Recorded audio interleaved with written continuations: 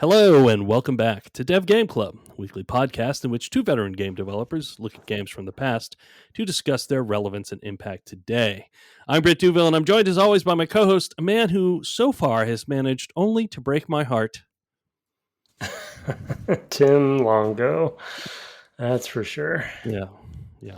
Wow. Yeah. So, a short and sweet intro. I wasn't sure when you were going to stop. Yeah, it's.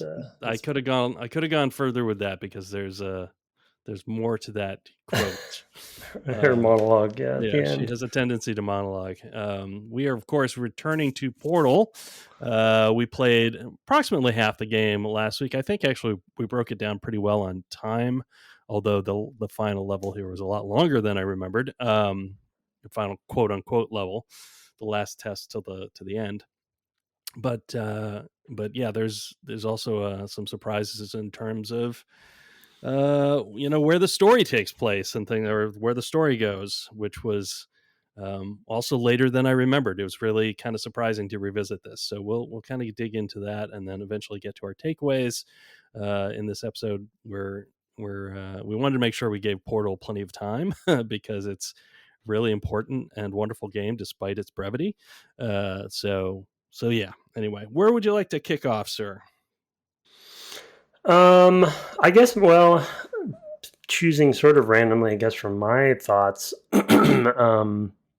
just to get it out of the way, I think the second half, the last half of the puzzles, I was surprised. I was in pre-show describing it as far as difficulty goes, a little more of a hockey stick kind of approach, which I think is appropriate because, the first, you maybe will touch on some of the commentary you listen to, which would reflect what I'm about to say. But again, to put things in context, like we did last episode,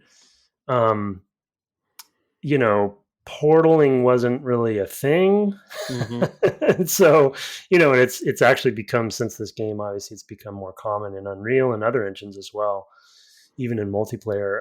And so it sounded like they were spending a lot of time really reinforcing what this very new concept was to players, because it is so off the wall and just so different from anything in its time. So I can imagine spending the first half of the game just getting you used to that. And then when they felt like they had their hooks into you, which I do feel like starts around 14 or so, 14, 15, 16, things just, start really ramping up. And an example I would give is that for the most part, the first half of the game is largely like one room or rooms that you can see each other, see to each other from. Right. But starting around 14, 15, 16, I forget exactly where, one of those, and the story obviously starts shifting at that point too. So there is a convergence there.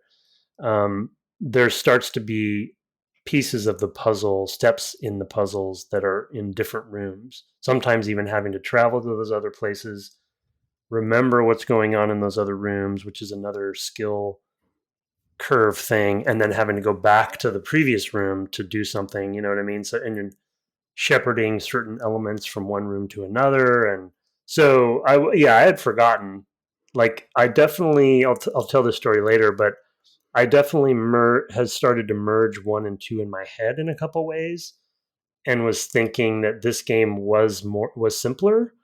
And then I think I thought some of these later levels were in 2. Right. And no, they're actually they're here. Yeah. In 2, my recollection is that they we were looking at 2 because we're going to play it a little bit co-op and discuss that as well as kind of a bonus.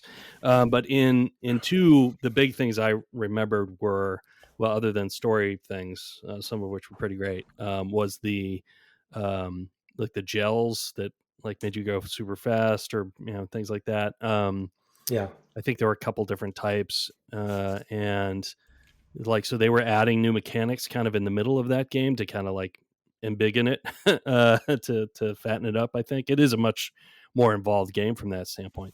In this game, I think by the time you've done level 11, they've shown you all the mechanics they're going to use. Right. With the exception, I guess, if you could call Turrets it. come in.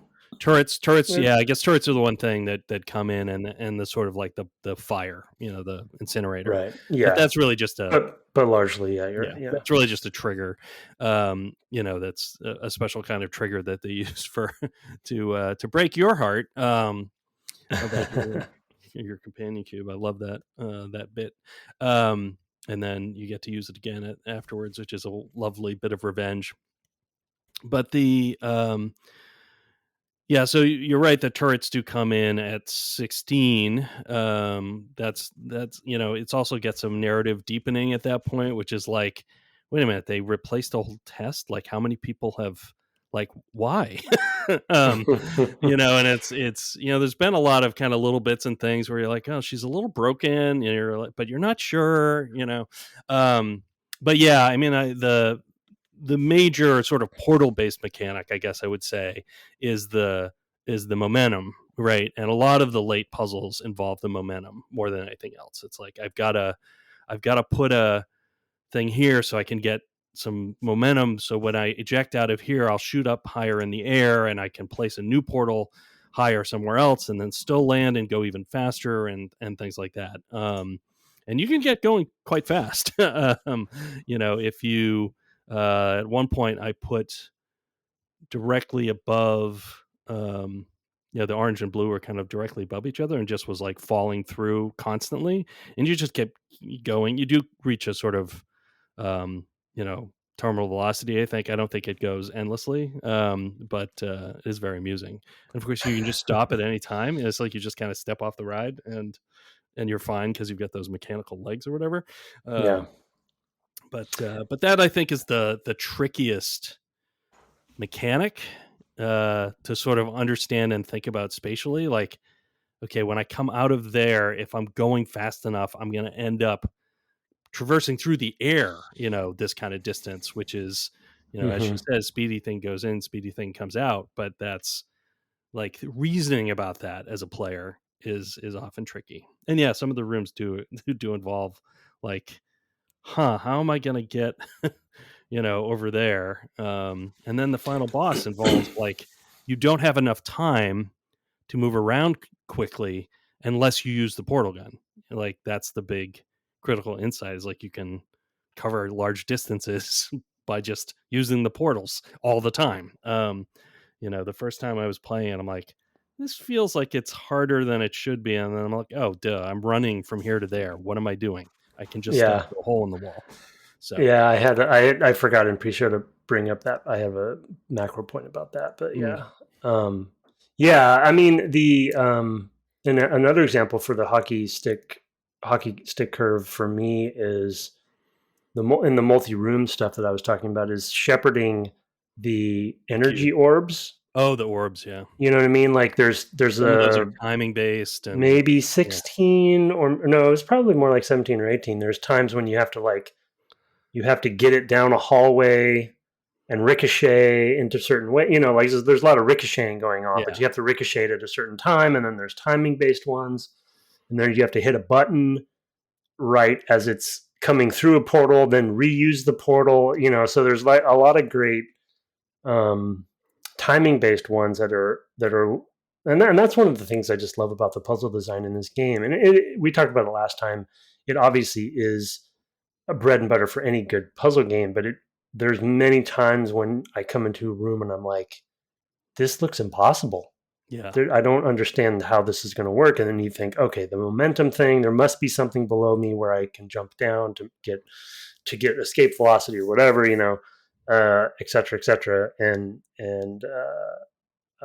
so they just, as long as you remember those mechanics, there's, it's a really great puzzle game as far as the answers are always there. They're right in front of you. Usually you just have to rethink how you think about the game.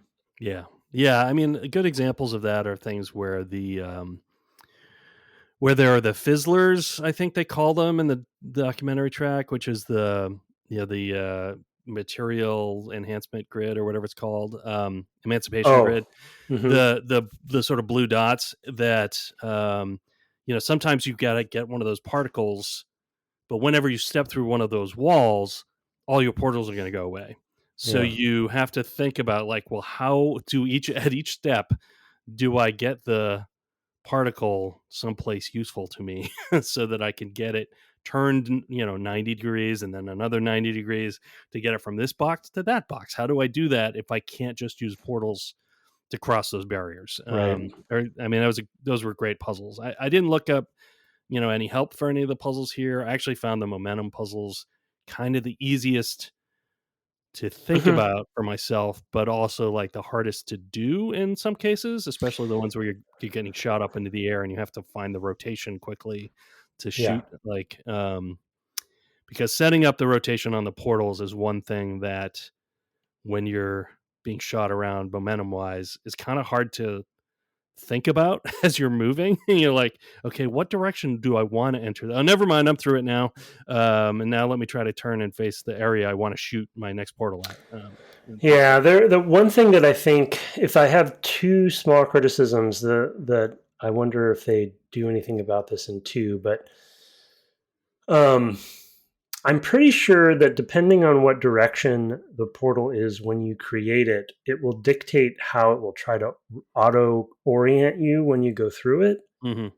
And so I had, you have to, maybe they wanted you to learn that the hard way, but that big room you're talking about, which I do have a vivid memory of from the old days, if you enter through, I'll say backwards, it'll try to reorient you the frontwards. And so like there were times when I would want to actually aim the portal based on my first person perspective at a certain direction. So when I go through it next time, I'm already facing the platform that I need the next portal on.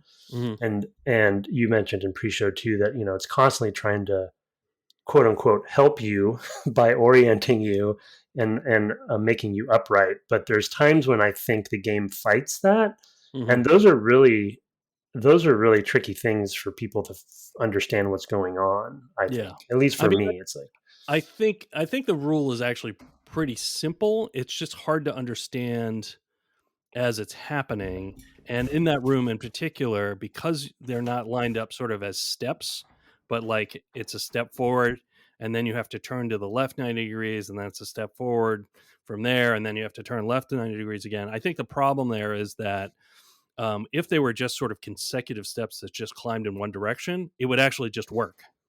Because I think the bottom of the portal that you shoot and the bottom of the two portals line up. So when you go through, you're going to exit with that orientation. It's literally that simple, as if they were, two sides of this. right. But If you do it but at it one also time, right, but it also orients you in terms of um, gravity. So that's the other problem. You'll go through and now it reorients you due to gravity because you're moving forward, but you're actually now facing up as you've passed through. So it has to tilt you forward, yeah, or whatever, depending on what the orientation of the portal is that you've gone to. So those times can be really, really it's just tricky. disorienting, right? Yeah, it very, and it was And, that's the one and area where I had some sickness. I had been playing for a while.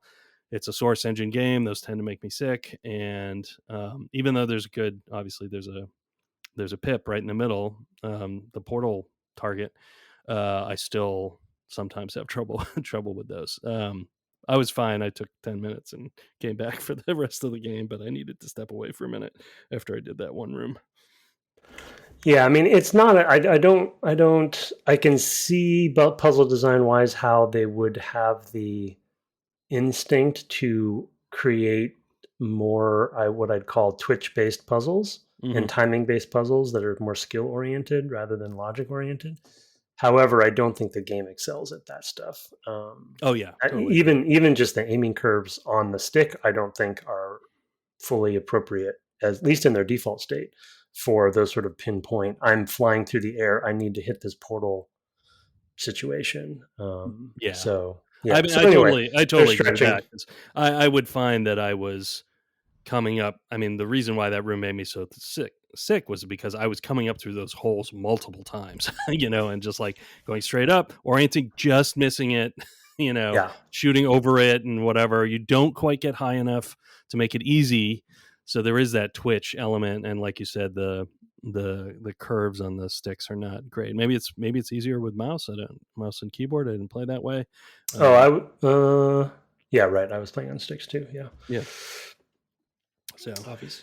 And back in the day, I probably did actually play it on mouse and keyboard. So I may not have found it quite as difficult then. So, which is ironic because this was, as we talked about, the reason it was a box product, it was a console first product. So, but I would call, for me at least, my that's a quibble for sure, because I think that one room is really the one that I think stress tests things. I feel like maybe playtesting wasn't fully embraced there, or maybe I think they did. I just think they probably, by the time they were making levels that complex, they were all good at it. That's what I mean. That's what I mean. Yeah. Not you mean fresh eyes? Yeah. Fresh eyes playtesting was not. You know what I mean? They were just. Yeah. I'm sure the team can do that level very fast. I wasn't there. It's possible to not do it in one fell swoop, and that's where I was switching my directions around. You can actually land on certain things, make a portal at your feet, jump down around, redo it. So you don't have to do it all in one fell swoop. But the irony is that it's easier if you can do that, because, like you said, the orienting is clearer. Yeah. It was a little. But anyway, it's a little tricky for sure. But I didn't even think about trying not to do it in one go. I was just you can kind of finagle it, because you can always get back to that lower platform and then create. You know what I'm saying? Like, you totally make the blue one down below. Yeah, it totally makes sense, but that's just not how I was doing. It's like, and one time I screwed up because I didn't alternate the portals properly, so I effectively did do what you did. I just didn't do it that way. I was like, I'm going to go start again. So very funny. I think that's how they intend you to do it. Yeah. I think it's easier. Well, you kind of got all that momentum, and you know where you're going next because you've already been, to that point. And you feel like once I got sort of over the first one, it was like, oh, okay, I know what I'm doing now. But it was just executing that final shot. Anyway, that's a lot on that one puzzle, but it does kind of come up. You feel super cool when you do it too, though. If you do it in one fell, you feel like a superhero. They describe her as GLaDOS describes her as an android at one point, which I had forgotten about too, which does explain a lot. No, that's at the end of the 16th chamber, which is the one that was replaced as a live fire exercise with the turrets. So it's not supposed to be one of the regular tests, but she didn't change the outro text or outro voice or whatever. You know what I mean? I thought she referenced me actually during. Yeah, you could be right. That was my I thought I wrote it down. I actually had the script open, so maybe I didn't write it down. I was like, I don't know how to. If there's a script out there, I'd rather just go, have the script available to me so I can pull stuff from it. Yeah, I think that's the only time she actually says it. Was originally going to be the intro. Here was that I was going to refer to you as an android, like she does in that. But I liked it better to. Well, it would explain a lot if she is an android. It would actually explain the ending a lot more. So I just had forgotten that. It would also explain why potentially Chell is the one doing this over and over again. You know what I mean? That it's actually the same character, the same android, and she's escaped multiple times, and they wipe her memory. And this is my own explanation, but that's where I was creating headcanon when I'd heard that. I didn't get that because of all the take your daughter to work day stuff that I thought was referring to Chell. So, but who knows? I mean, somebody knows, so we can always hopefully ask somebody. get a chance. Maybe get an answer. I'm sure there's some webpage out here. I'm sure there's both interpretive ones, and then there's probably somewhere. No, this is the actual truth. But I'll look back at the script and see if I can find multiple Android references.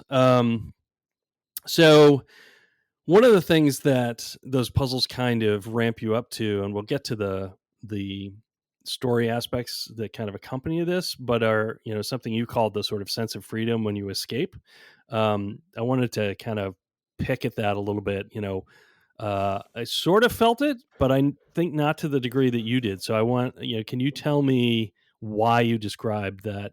It's basically after the 19th test when you were sent towards an incinerator, very much like the Stanley Parable. That's section where you go and you get crunched by that thing.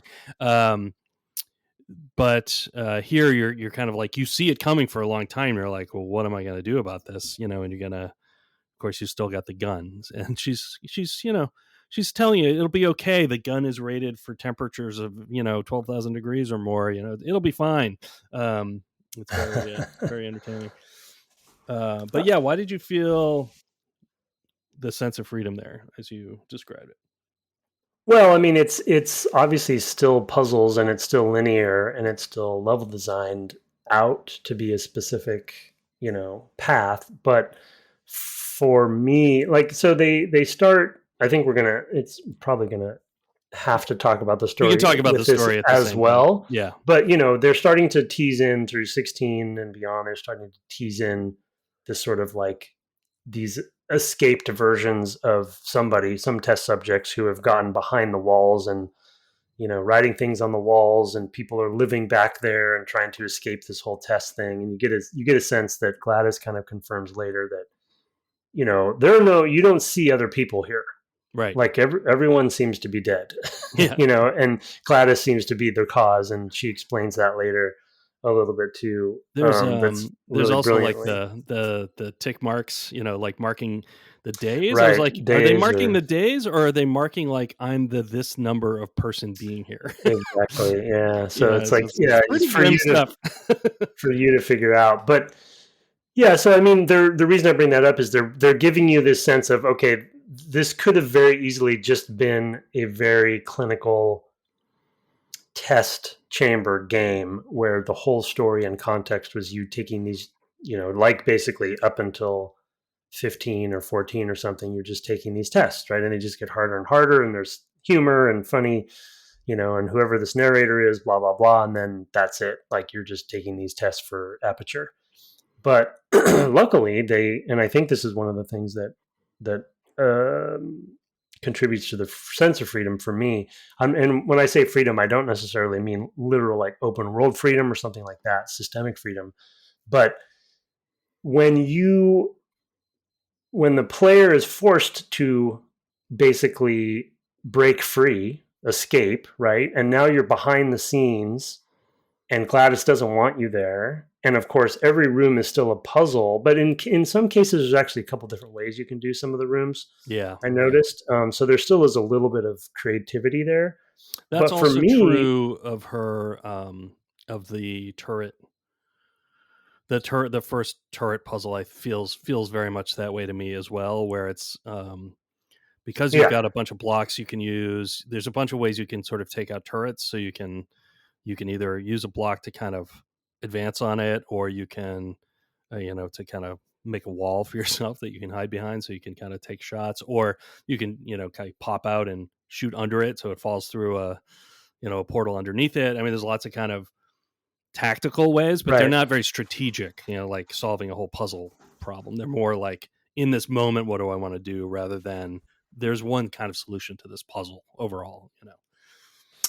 Right. Yeah. And I think the sense of freedom for me was a lot about the context, right? The fact that the rules are still the same, and they did, I think during the ending, they did a brilliant job at maintaining those rules when it comes to the wall textures, when it comes to, they do during that section introduce a new concept that you use in the boss battle with the rocket launchers. Mm-hmm. And so,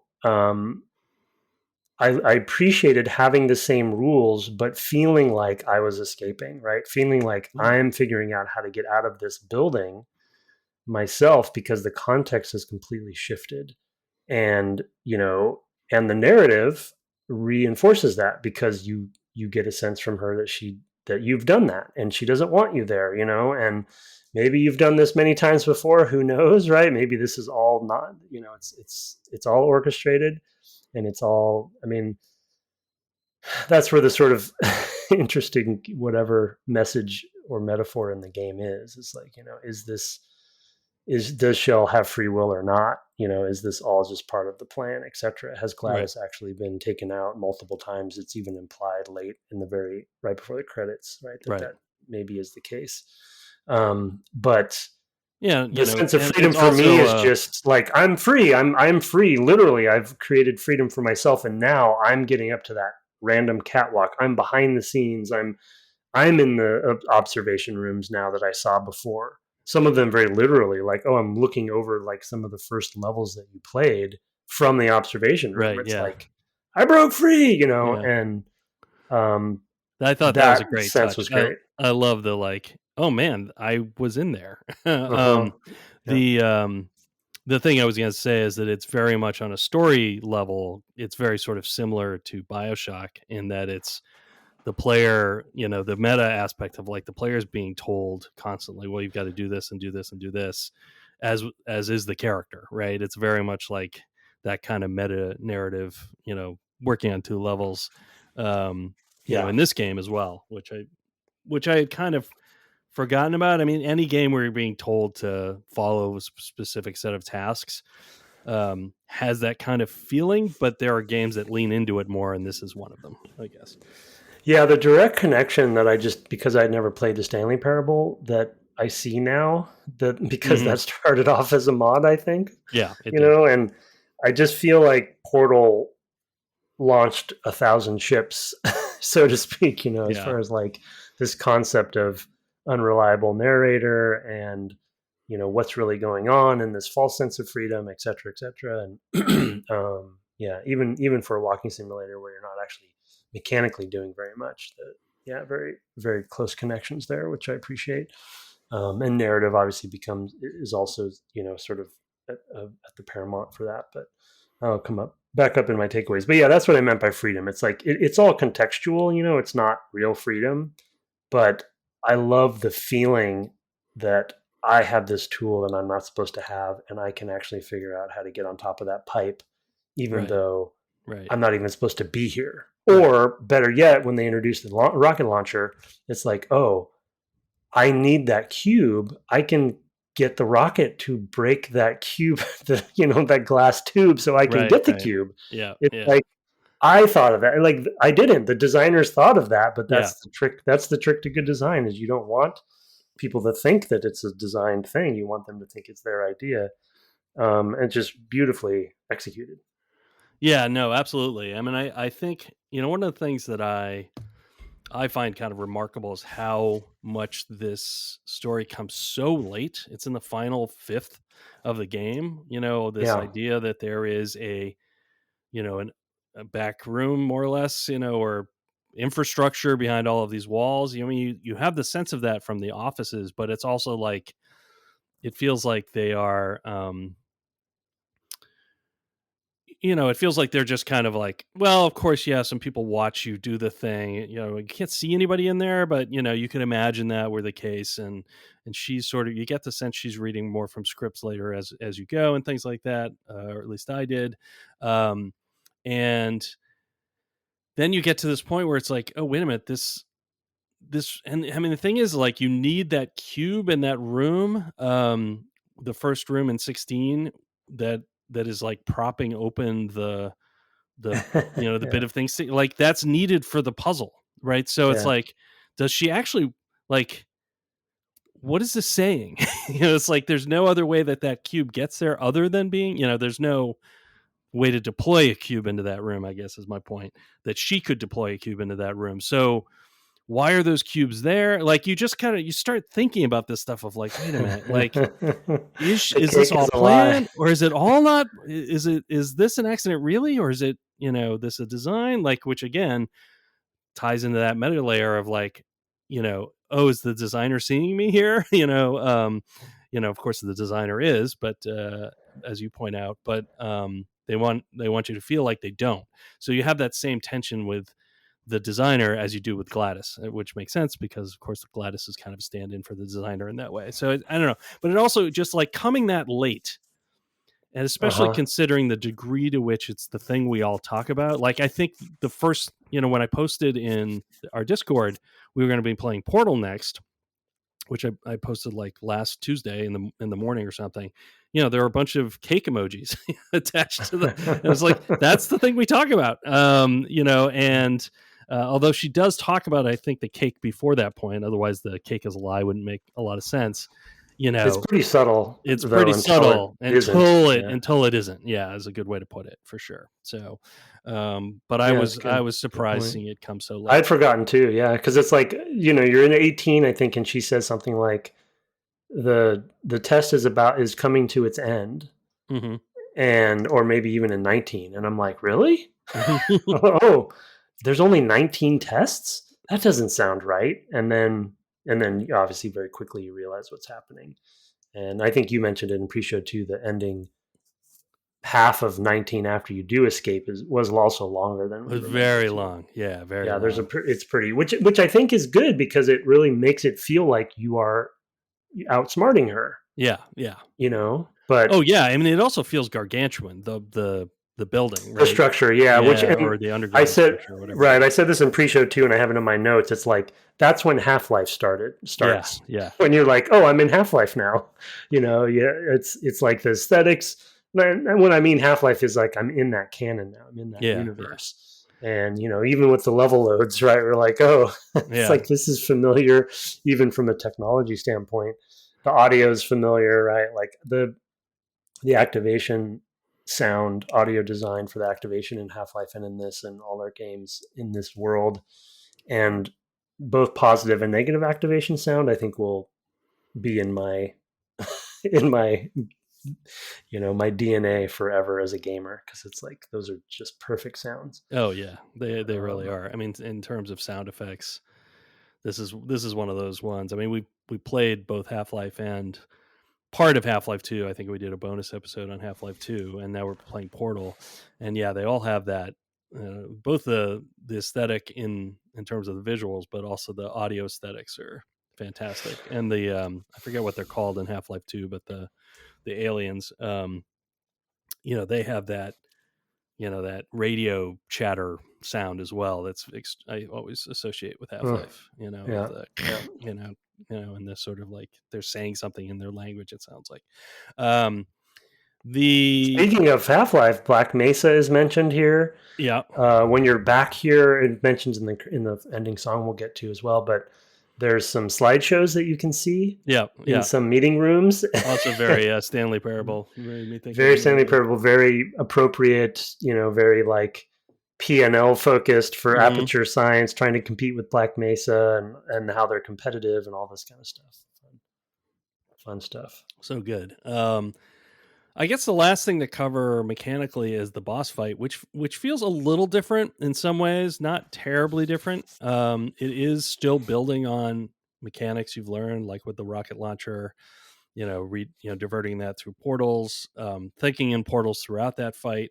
I remember at the time some people feeling like it was a little punishing, because it's the first time in the game you have a timer, an explicit timer. There are some other places where you sort of have a timer, like the particles only last so long and things like that. That's implicitly a timer. Or in one case, there's a button that opens a door for a very short period, for a particle capture device.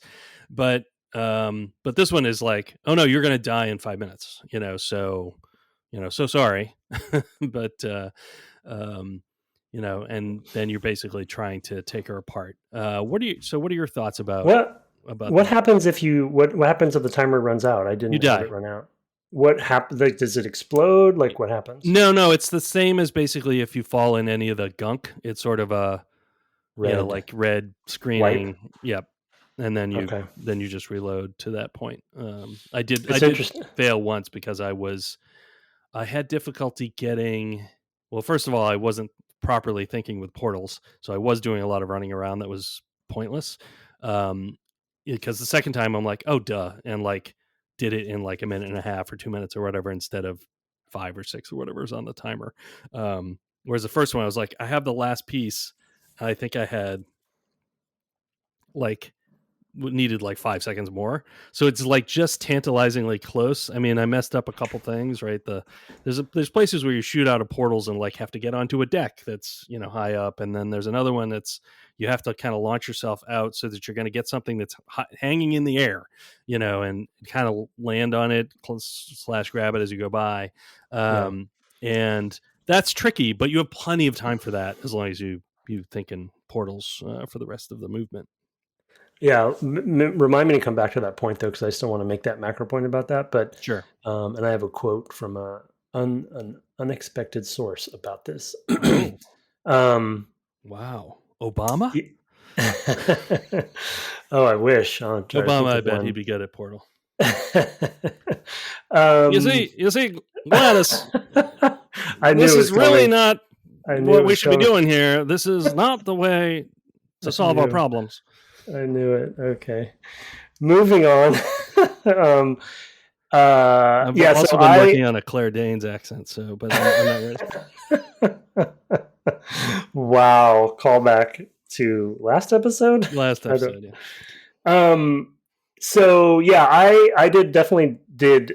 I had to get over that hump too of like, I did make it in one shot, but I did have, I did too much running around for sure. I think I finished it with 38 seconds. I noticed. Mm-hmm. I was like, oh, am I going to do this? Because, you press the button and the last eye goes in. And so you're kind of already looking at the timer. So I think I had 38 seconds. So I did definitely wasted time. I missed some jumps, et cetera, et cetera. But the one thing I will say mechanically, like, okay, so I think we said it last episode, I will stand by this episode too. I think this is a nearly perfect game. Yeah. There's some criticisms for sure. And there's, things aren't perfect.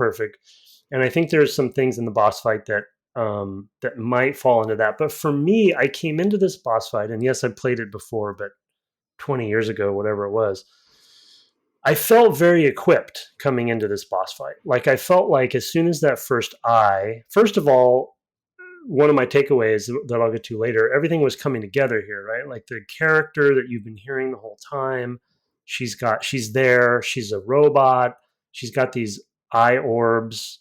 They introduce the eye orbs to you, and she talks a lot about them. Each one's different. And so it's like, okay, of course I can pick that up because I've picked up the cube. Oh, of course I put the cube in the incinerator. I've done that before. Why there's an incinerator in the room is maybe a good question. But to your earlier point, maybe she wants you to do this. Right. And then as every step of the way, I felt like, and to your point on remembering portals are a thing, it's like every step of the way, I'm like, yeah, I've done this before. It's just putting them all together in, in a timely fashion. I don't love the timer. I think we've talked about this many times on the podcast. Ourselves being to blame for timers as well, not to say we're off the hook because we've done it before too, but timers are definitely a cop out. And I think there's, and I want to point out that that's really a designer choice and not a programmer choice. We're always like, yeah, I can write you a timer. So when you say fair. We, yeah, fair. Okay. All right. So yes, I have done, teams we have been on have made that call. Yes. There you go. Yeah. So there's definitely other ways, I think. And I think in modern design, we can think of various ways to solve that problem in this case. But that being said, maybe it's because I've been playing a lot of Souls-like games lately, but there are very few bosses I come into the first time and feel like I know what I need to do as it's being presented to me. Do you know what I mean? It's like, yeah, you're going to be some trial and error. You're likely going to die, and dying at a boss through learning, as we've talked about ad nauseum on the podcast, is never that fun. It's like, okay, yeah, I'm going to die. That's part of it, and I'm going to learn, and it's trial and error. But trial and error isn't generally good design, I don't think. It can be used effectively sometimes, but it is also a bit of a crutch because games have loose, failure states.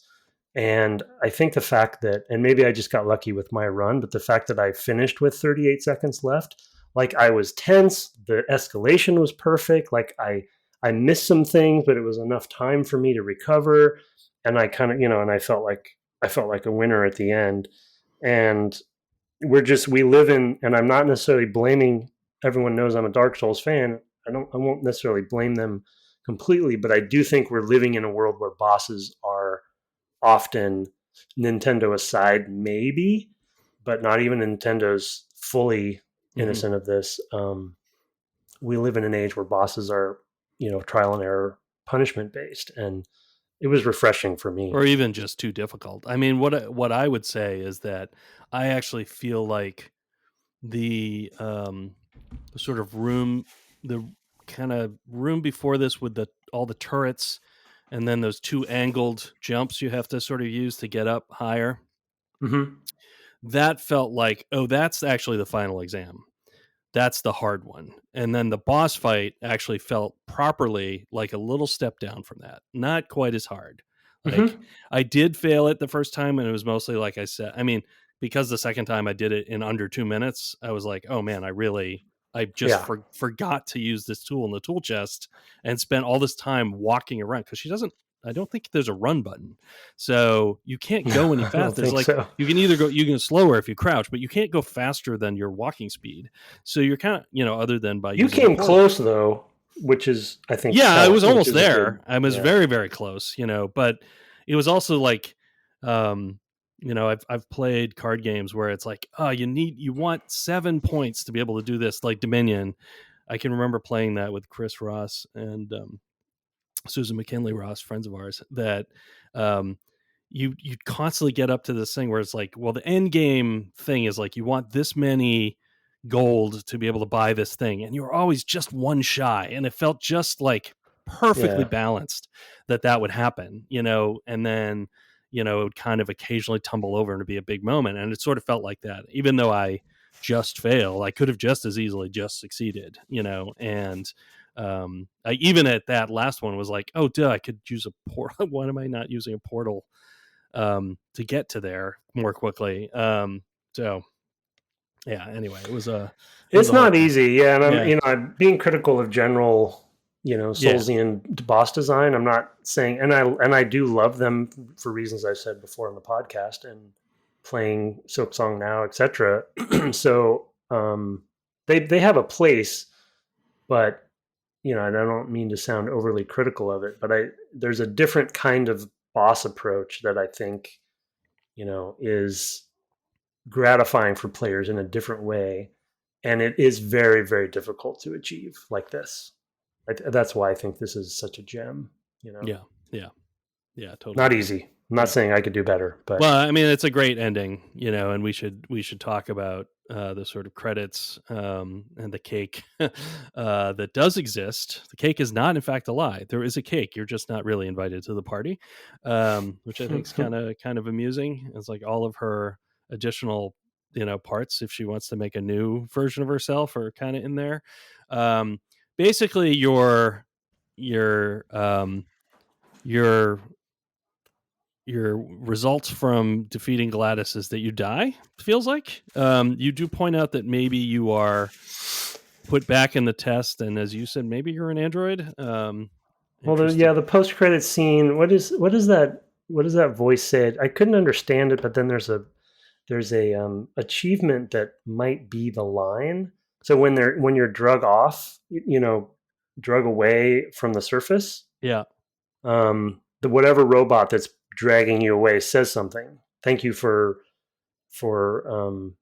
uh, taking the blah blah blah position, as requested or something, and then you're drug away from first person, so you don't see it's behind you, so you don't see the robot, and you're clearly above surface. That's the other like Half-Life fan freak out that happened with this game. It's like when at the end, the post credit scene or I forget if it's post or pre, but right at the very end, you're like on the surface of the planet outside, and it's like trees and asphalt. It looks like Half-Life, and you're like, oh my god, where's yeah.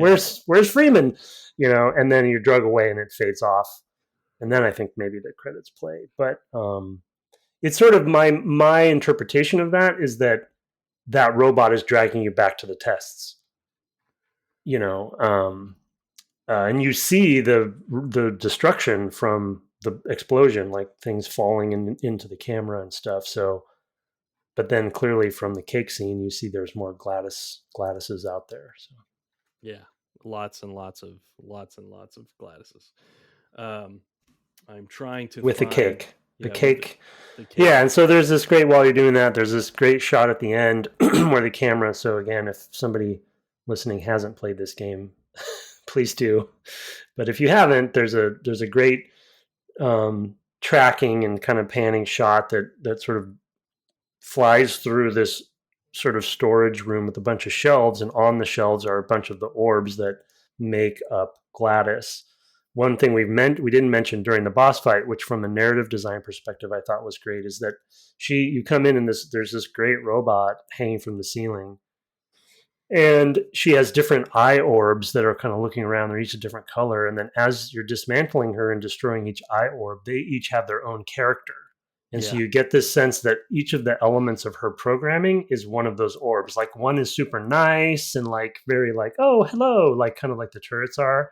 One is super like evil yeah. and red. And then one is like spouting a recipe off in a very like mechanical way. It's about the cake, I think. Oh, right, it's about the cake, right? I Yeah, didn't catch that. Yeah, of course it is. So it's like this. It's this great amalgamation. And the first one you destroy, she says, was her moral inhibitor or something. yeah, right. The one that keeps her Which from using the neurotoxins, right? Which is like, oh, on but now, humans, yeah, yeah, but now I'm free to do that. yeah. So it's like you're there's a sort of side of it that's like, oh, I was supposed to. She actually made that fall off, so it could be destroyed. Yeah, So so then in the cake room in the final, right before the credits, you see all those orbs on shelves all light up, yeah. implying that she will She, return. she And will. then She will indeed. Yeah, the and cake then, is the cake candle is snuffed out by a robotic arm, and then the song plays, which oh, is literally the answer. I would say that the real ending to this game is the song, yeah, it's the because case report of the tests. It's like it's describing what just happened in the test. It's the credits and it's the song, but I think what it's actually called is something like uh, I think it's called a case assessment report, test assessment report, which is when the song plays, which is by Jonathan Colton.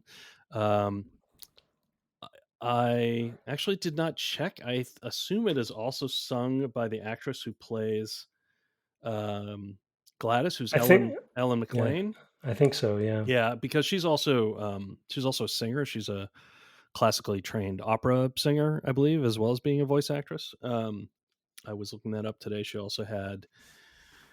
had an aria as part of the end of Portal 2, that was sung by her.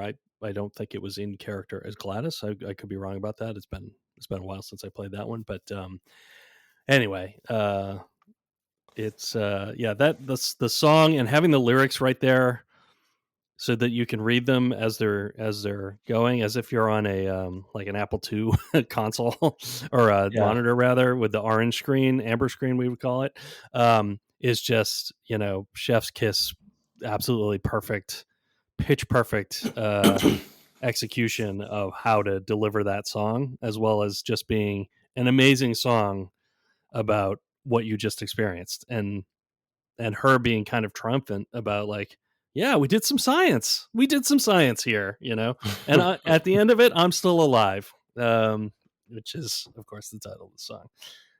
What an ending for a game. And as we mentioned last episode, the radios that are found in each of the levels Yeah, is they are playing the song, yeah, exactly. an instrumental version of it. And I think maybe there's interpretation that Chell is still alive as well. Um, so, although I don't think the lyrics specifically say that, obviously GLaDOS is bragging, but yeah, The it's yeah, the like, lyrics the lyrics definitely say, I'll be still alive after you're dead, and while you're dying, yeah, I'm still alive, and when you're dead, yeah. I'll still be alive. Yeah. So It's it's like, like, yeah, the futility of it all, and the real result of like, did I win or not? The song answers that for you, which is yeah, just like, it was a surprise at the time. It was a cherry on top of the time. It's just a really good song, well executed, perfect humor, perfect tone. GLaDOS became an overnight sensation, at least in nerddom, and you know, uh, legendary. And Yeah. I'm sure they knew what they had to some degree, and they knew that it was good. But I still would warrant that they did not understand the cultural impact it was going to have. This we talked about in the pre-show. This, the companion cube and the cake, and specifically the phrase "the cake is a lie," which has become almost like a mantra, right? Like a phrase in our everyday language. Yeah. Like Anybody it's ever mentions Portal or cake around a gamer, and what do you hear? yeah, or even what I would say is this is going to get dark for a second, but No. corporate life, Mm, right? It's like this concept, The Office, the show deals with sure. it often, right? Yeah. Yeah. Cake in offices, Yeah. birthday cakes. There's a lot of office space, so there's a lot of there's a lot of there's a lot of themes and messaging going on with this, and I think the concept, the phrase "the cake is a lie," you know it's a subversive phrase that I think that people use in those, not never really seriously and never in a harmful way, but just sort of like a jokey kind of way of like, yeah, the cake is a lie, don't forget, Yeah. kind of Yeah. thing.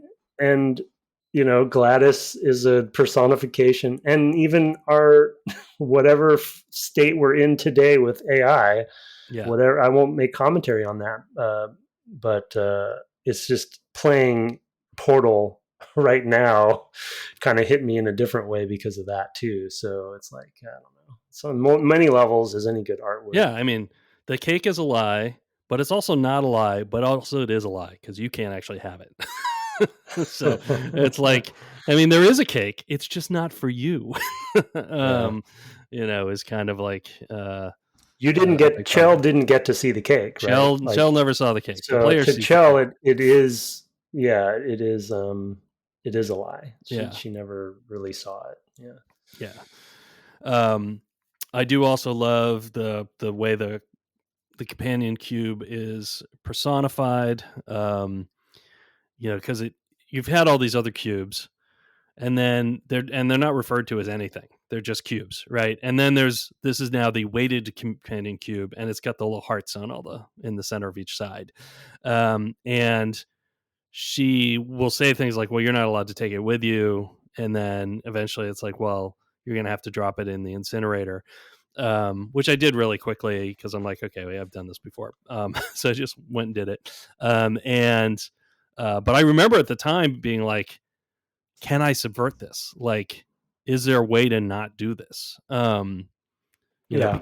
Because they had built up this sort of like, it's the only thing that's been shown to have like any emotional content, even though there's just a heart decal on the side of it. So there's like that, and then the most chilling part is like as you leave the test, she's like, "Wow, you did that! You incinerated the weighted companion cube faster than anybody ever else has." Oh, it's so good! Yeah. Oh, it's so good. Man, what a game! Yeah. What a game! Like you said, a near perfect game. And And I think it's also, for me, we've talked about this various times for other games too, and it came up in some of our indie game series, uniquely interactive experience too. mhm. It has to be a game. I mean, yes, you probably could do a TV show or a movie that's based on Portal or something, and I just think it would fall flat. I think that the one of the key things that they leaned into with the perfect merging of all the disciplines in this game, um, is the fact that it is something the player is doing. The Yeah. player is doing this all along the way, and it has to be interactive, I think, for it to work. Now, I'm biased, and people will say otherwise. Maybe they're still apparently trying to make a Bioshock movie, which is like, come on, Yeah. can someone give up on that, Yeah, please? I don't move want on. that to exist. Yeah, yeah. But yeah, I don't know. They always surprise you. I didn't really want a Fallout thing, and I gather that was pretty good. So it was good.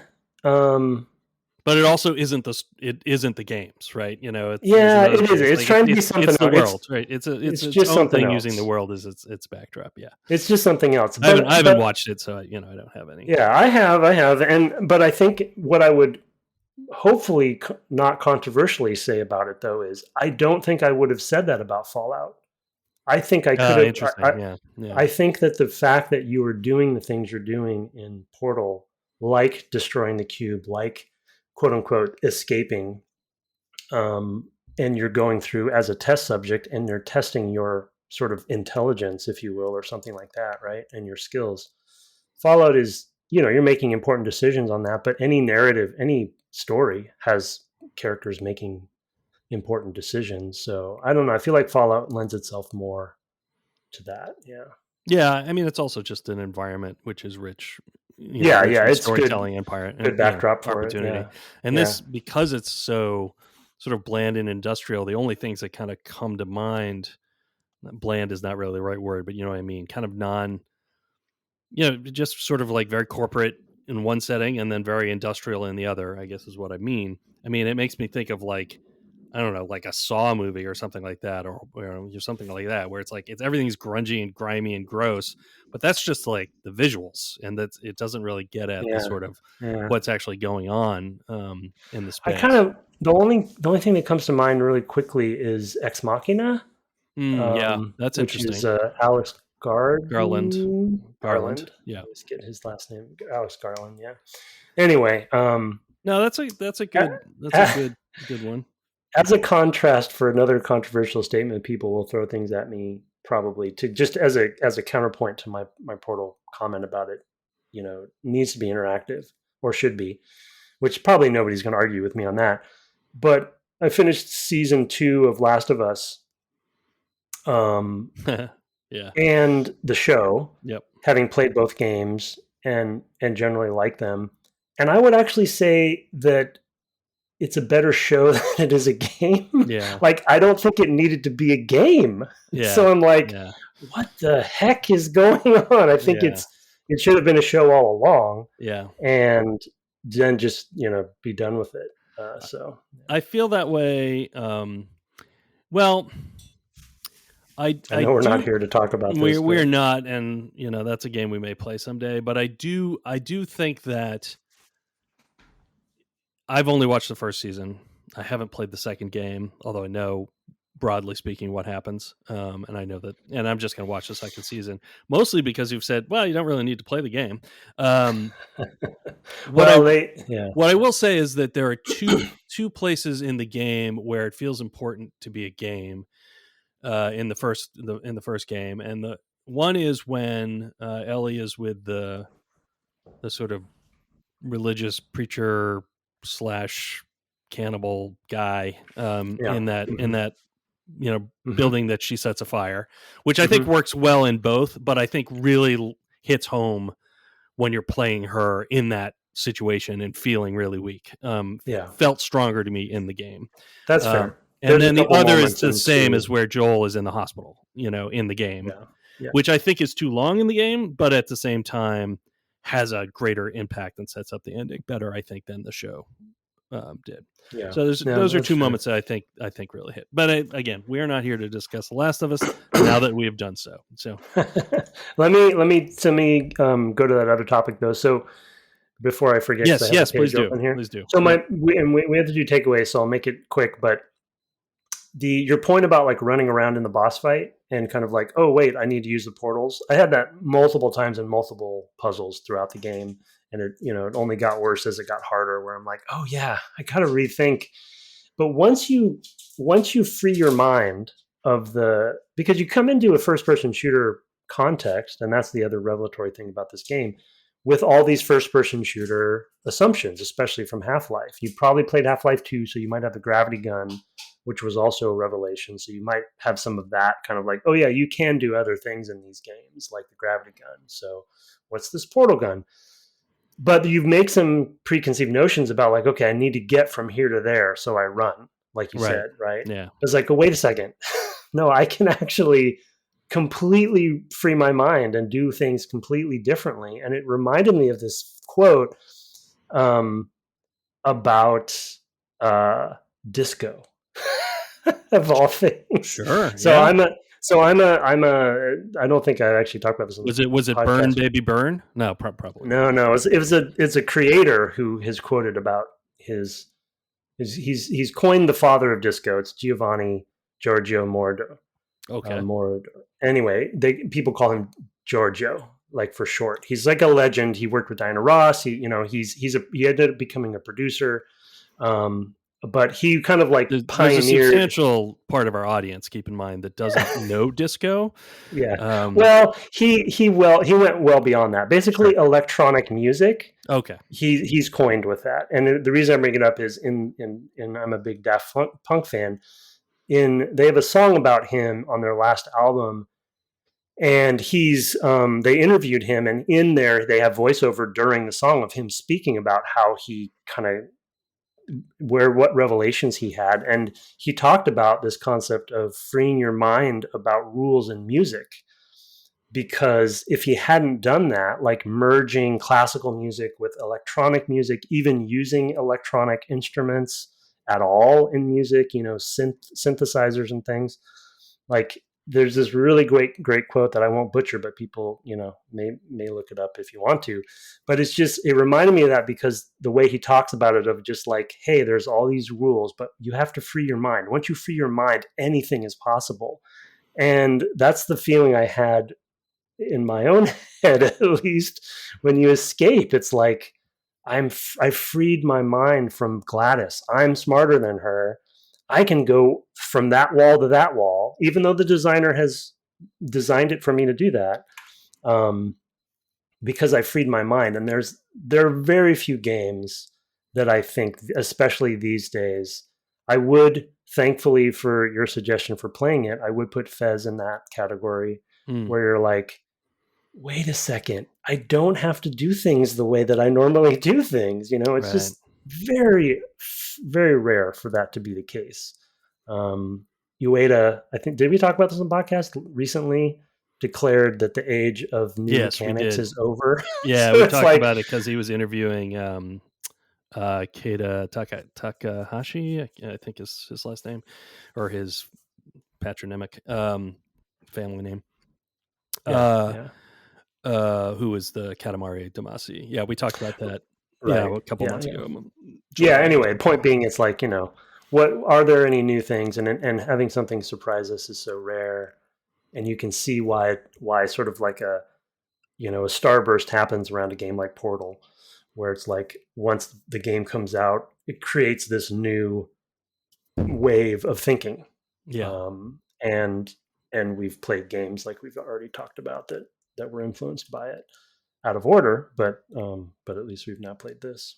Yeah, as well as a number of games we talked about last week, for people looking back, or in the show notes. Let's turn to takeaways now that our minds have been freed. It must free your mind. You can just become Obama in the middle of a podcast. It's our podcast. If you free your mind, Tim. I'm not that free. My mind's not that free. All right, go ahead. As is traditional, I throw the first takeaway to you, sir. Yes. Yeah. So my first one is just extreme focus and a lean game. Now we know we could guess that some of that has to do with maybe production realities. We don't know for sure, but it's a very focused game. It's not that long. It's a very lean game. It's very focused around really one concept with some sub concepts attached to it. The name of the game is the concept. Mm-hmm. And I just really appreciate those games. Yeah. They're just games are such products sometimes. They're just products, like in the literal word, in the literal meaning. And it's just nice to have this little like gift, package that is just very, very pure, with a great button at the end, of like a switcheroo. But like, that's it. Like, they didn't need to be more. I know Portal's good. I remember loving it, Portal 2, and I'm glad Portal 2 exists. But there's a side of me that's like, it didn't also didn't need to. Yeah. So that's my first one. Yeah, it's interesting because for me, the thing that I don't like about Portal 2, I mean, you're going to love this because it's so me, is like it really just goes into all this lore about her boss and the secretary and then who this person who Wheatley is, and like there's just all this stuff and it feels really larded up, and the way that I mean, not that the puzzles aren't great and interesting, and there are moments narratively that come out of that I think are amazing, and the performances are great. It's fantastic. Like J.K. Simmons is great, and of course Ellen McLean. Oh, I forgot about him. Yeah, he's the boss. He's the boss. Yeah. And then Ellen McLean reprises her, and Stephen Merchant's in there, and yeah. But what I appreciate most about Portal in my notes here was, you put it, lean. I said no fat, so it's like there is nothing extraneous to this game, and the one thing that feels kind of indulgent, is the closing credits scene, which like you'd never give that up. Like it's not really necessary to the game to have that, the song or whatever, but you're like, you know what, give yourselves a gift. It's like applause to the developers that they have this amazing song describing this experience playing over their names. It's fantastic. And the thing I put on about it is like they ramp up the sort of mechanical ideas, and the implications of them sort of bit by bit, like a good puzzle game, but they don't do 10 puzzles about one idea, as a lot of games will do. It's like, well, okay, you've got it. If you look at the little boards that show up in each test chamber, it's like there's a little more than a dozen icons that indicate the things that are in play, and there are only ever a few of them illuminated for any given test room. It's like, well, how about this with that? That kind of information to know, and things like that. But it's like, you could have done endless combinations, and Portal 2, like you said, kind of does that. It does more of that stuff, but you didn't really need to. And that kind of focus where we didn't, because we wanted to spend 2 weeks on it, but you could just play this, and I did, just in one sitting, in whatever 2-3 hours, whatever it is. Not a super long game, but it's because you are having so much delight, because there's no fat, you want to play it that way, and that's the way it lands best. So it's like everything is perfectly put together in that way. So that's kind of my companion cube point on your first takeaway. Nice. How about you? I'm going to swap the order of these two and do this other one last, but I mentioned it in the first episode, just as far as like a great example of onboarding, of teaching the player, basically learning progression for the player and onboarding, as far as like you have this. It sounds like in the commentary that they have in the version of the game now that you can buy, they talk about this too, where it's like, they have these new concepts that they have to drill into your head, and they do, I think, a really good job of very appropriately introducing a layer of difficulty with each puzzle. It feels very smooth to me. Now, I have played the game before, so it's always it would be always interesting to hear from somebody who doesn't know anything about this game how they do with it. But for my money, I think there are very few games that do that onboarding from a education standpoint and teachability and usability standpoint that well. And this one, like I said in last episode, it's like this should be taught in classes of like, analyze each puzzle. Why did they introduce this thing this time, right? Why did they introduce this thing that time, et cetera, et cetera. And that just keeps going until only really the last couple levels, like 3 levels, does it really get to the point of like, oh boy, okay, I got to really use all of my tools now. Yeah. All of my knowledge. But that's why I described it as a hockey stick, which I think hockey stick is even appropriate for this, because it's like you want to be challenged at the end for that gratification. Yeah. I will shift gears and go into the narrative area of this game. I think this is, one of the perfect. I mean, you talked about why this could only be a game. People may disagree. I'm not sure I agree. I haven't thought about it in those terms, but I will say I super appreciate the light touch of the narrative, despite the fact that I do think there's a fair amount of depth in the actual commentary. In the moment, it feels very light. There's not a lot that you kind of have to know. If you know Half-Life, fine, but you don't have to know Half-Life, to get a lot It's out not of this game. heavy-handed. It's not at all heavy-handed. It has that humor, but also like it has a very satirical edged sort of humor, as you were kind of talking about, right? It is about an environment, a type of environment, and what that environment thinks about people, which is really interesting because, of course, they went from students to a corporation as they were making this. So it's just but like the weirdest corporation. Yeah, that's true too. And especially then, where they were a few years out and really, I mean, they were still figuring out what they were even doing, I think, at that point. I mean, now they're in some ways even weirder, but it must have been a really strange time to be there. Anyway, I do feel like the best games have, that is basically reflected in their work, there's a quote, I don't remember who said this, but that every film is a documentary about its own making. And I think that is also to some degree true of games, not all games, I think that there are some that it's kind of hard to see the documentary of their own making, and the fact that it's hard to see it is kind of the documentary of its own making, and to kind of allude to what you're saying there before.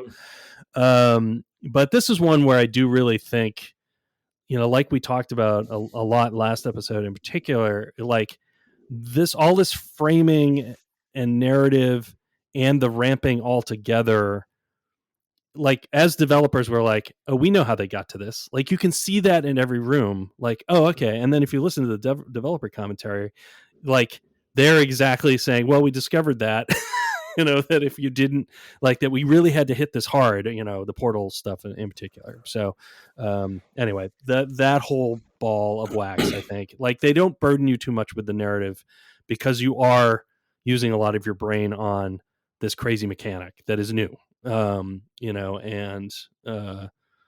so you kind of like, you need all your attention on that. So they don't want to overburden, but they do make it really kind of, spicy in a way. So I just love it for all of that. Yeah. Less is more. I feel like it's the perfect balance for you specifically, like what you like about narrative in games. And it's kind of, no, that's a good point. You mentioned some of the commentary referencing things that we guessed at last episode. Which makes a lot of sense. My last one, I'm gonna bring in a little anecdote about my SteamDeck at the same time, but it's really just a pretty macro point that the game is very cohesive in every way with every discipline. And as everyone knows, like I overuse the word elegance too much on the podcast, but I really appreciate when everything elegantly comes together. And with the previous takeaways, our previous takeaways we've just talked about, I think is part of this. But art, design, narrative, technology with the Portal technology, it's all works really well and tightly together. As if everyone was really tightly knit, and really was amplifying each other. There's the vision of the game is very pure and very clear. It doesn't feel like any part of the game is pulling on another part. Like it's all really cohesive. And to add another layer of silliness to that for me, because as people know, Brett graciously gifted me my SteamDeck. I play almost exclusively on it every day. And I have the OLED one, which is the white one. And I had this very meta moment when I was playing Portal on this it looks like a very Valve looking object in my hand. Chell has a very Valve looking object in her hand, this white device. And, there are times when it feels like GLaDOS is talking, obviously, to you as a player. So there's a little bit of fourth wall meta going on. And then what's more is, for those who don't know, when you buy the Steam Deck, you get a free game that is specifically designed only for the Steam Deck called Aperture Desk Job. And it is basically a game that is, has great humor. The narrative is fully integrated. It's very much like this game. I think It's Jake. written by Eric Volpa as well. I wouldn't be surprised. That makes sense. Yeah. I assume that J.K. Simmons did the voice for the boss as well, so it brings in some of those elements, and it basically like teaches you every part of the device, because the device actually does a lot. The sticks do a bunch of different things. It has touchpads. But my only point of bringing it up is, like, I felt like a desk job test subject when I was playing that, and then playing Portal on the Steam Deck, like, added this another level of cohesion to this experience, I'll call it, right, where I am taking these tests for Valve, who is Aperture, whatever, blah blah blah, like, Right. I just went down the rabbit hole, and it became very meta for me. But the game is just, oftentimes, like you said, I love that film quote, which I feel like the podcast we often are doing. We're trying to talk about a documentary for a game without a documentary. Right. I feel like a lot of games, you can often tell when maybe one discipline was not able to. It's not anyone's fault, but maybe they weren't able to be as much of a cohesive partner to other disciplines. But I just feel like everybody came together on this one, and was very cohesive. Yeah, that's well said. I mean, it is a game where no particular department comes to the fore. It does feel like everything is working together, which actually, audio too, I didn't mention, but audio is critical. Audio. Music, there's some really good music moments.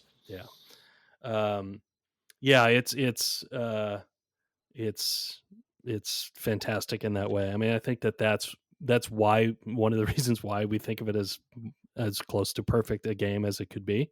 And our quibbles are so minor. It's only because we talk about this, ad nauseum. we're spending as much time talking about this game as it takes to play it, nearly. So it's we are going to cover every single thing. Anyway, it's remarkable in that way. I did just look up that quote. It's the filmmaker, and this is why I didn't remember, because I don't think I've ever seen any film by this director, is filmmaker Jacques Rivette. So I wanted to make sure I quoted that. And then my final takeaway is literally just portals. Like, this is, as you were pointing out, there's not a lot of new mechanics, and here is a genuine new mechanic. And everything that kind of comes around it, and thinking with portals, and, like, as you pointed out, how you had to, break free of the rules.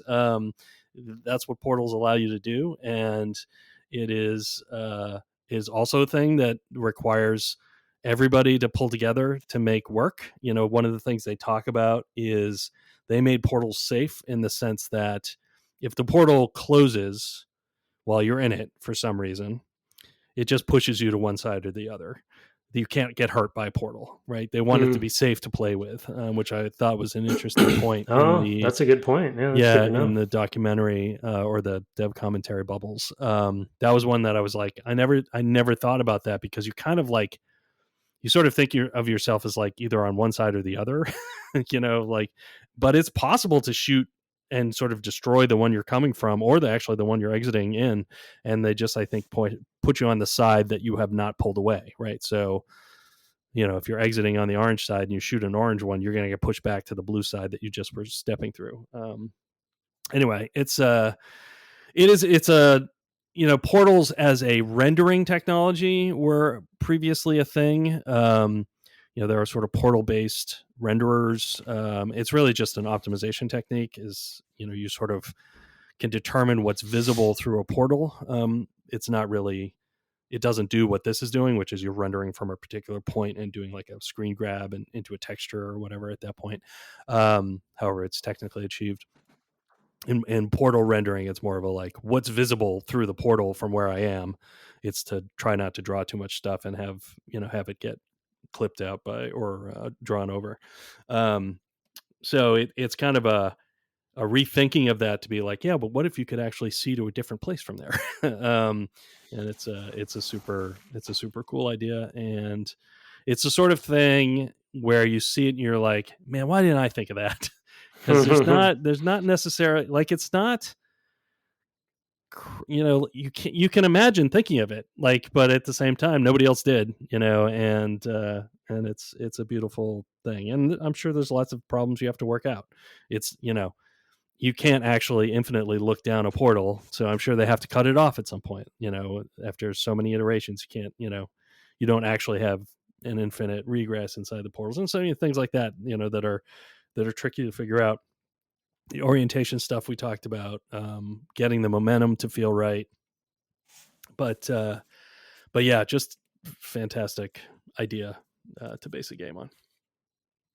So, and not to belabor it, as you point out. So, anyway, those are our takeaways. Do you have any honorable mentions, or do you think we've pretty much got that? No, I always ask that, but that's just to. Nope, sure. I think that was it.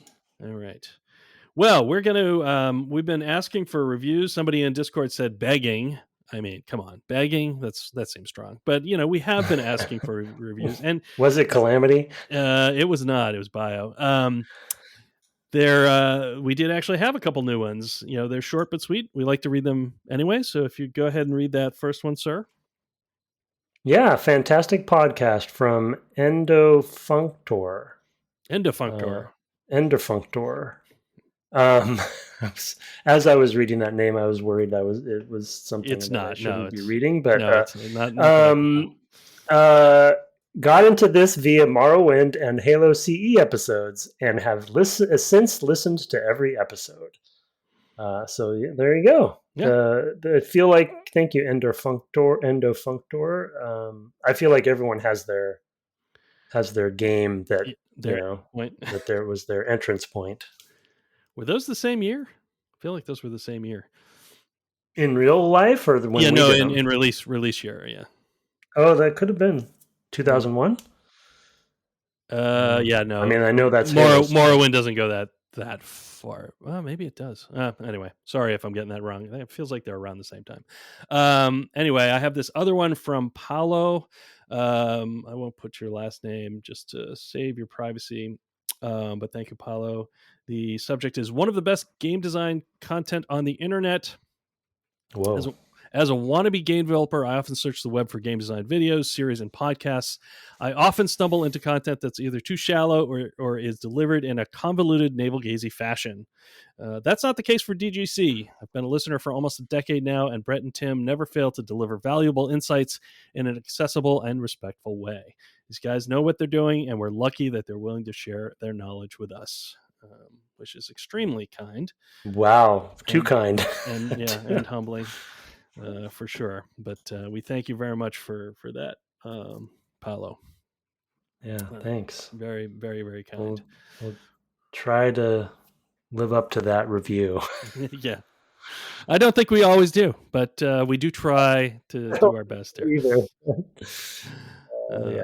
So, all right. Well, with that, those reviews, of course, came in through the Apple infrastructure, and I see those. But if you put them in anywhere else, I know some services just let you give a thumbs up or whatever. Please do so if you have a chance. You can shoot us email at devgameclub@gmail.com. We'd love to read those and answer any questions you might have there as well. We're on the web at devgameclub.com, and my co-host Twitch is at twitch.tv/ Tim Longo Jr. with a JR at the end. And we finished Outer Wilds, right? We're done? No. Okay. I'll be honest, I'm a little frustrated with it right now, but interesting. But it's I think a lot of that is my fault because I've taken too long of a break. So between the last two sessions, and I've just forgotten too many things. So I'm gonna have to figure out what to do about that. That's a hard offline play or something. Yeah. We also will be streaming some Portal 2 co-op on his site, so on his Twitch channel rather. So if you want to see us play a little bit, we're talking about maybe doing it the day this lands, and then maybe additionally the week following. We'll see. We're still figuring that out, but we should be both on that to do it a little bit in the near future. We also, as we've mentioned, have a community-run Discord. There's a link to that in the show notes. Our intro and outro music was written and performed by Kirk Hamilton, commissioned by friend of the cast, Aaron Evers, and our logo, that Discord, our merch store, all by Mark Garcia. Have fun making a trusted friend in science this week, and good night. Good night.